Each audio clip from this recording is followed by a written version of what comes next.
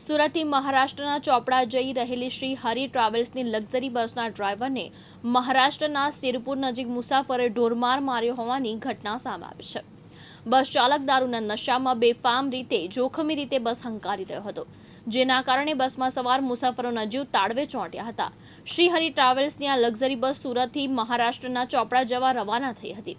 જોકે મુસાફરોએ શરૂઆતથી જ નોંધ્યું હતું કે બસનો ચાલક અસામાન્ય રીતે બસ ચલાવી રહ્યો છે. થોડા સમયમાં જાણ થઈ કે બસ ચાલક દારૂના નશામાં છે અને તે બેફામ ગતિએ બસ ચલાવી રહ્યો છે. નશાની હાલતમાં ડ્રાઈવરના બેજવાબદાર વર્તનને કારણે મુસાફરો ગભરાઈ ગયા અને જીવ જોખમમાં મુકાયો હોવાનો અહેસાસ કરી રહ્યા હતા. ત્યારબાદ મુસાફરોએ ગમે તેમ કરીને બસને મહારાષ્ટ્રના શિરપુર નજીક અટકાવી હતી. બસ ઊભી રહેતા જ ગુસ્સે ભરાયેલા મુસાફરોએ તાત્કાલિક બસ ચાલકને નીચે ઉતાર્યો અને જીવ જોખમમાં મૂકવાના કૃત્ય બદલ રોષ વ્યક્ત કર્યો.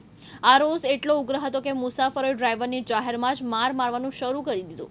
ગુસ્સે ભરાયેલા મુસાફરોએ બસ ચાલકને બરાબરનો મેથી પાક ચખાડ્યો હતો.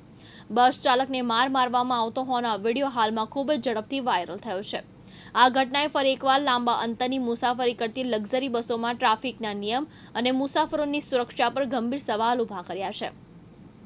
નશામાં ધૂત ડ્રાઈવર દ્વારા મુસાફરોના જીવ જોખમમાં મૂકવાની આ ગંભીર ઘટના બાદ ટ્રાવેલ એજન્સી અને સંબંધિત અધિકારી દ્વારા આવી બેદરકારી સામે કેવા પગલાં લેવાય છે તે જોવું રહ્યું.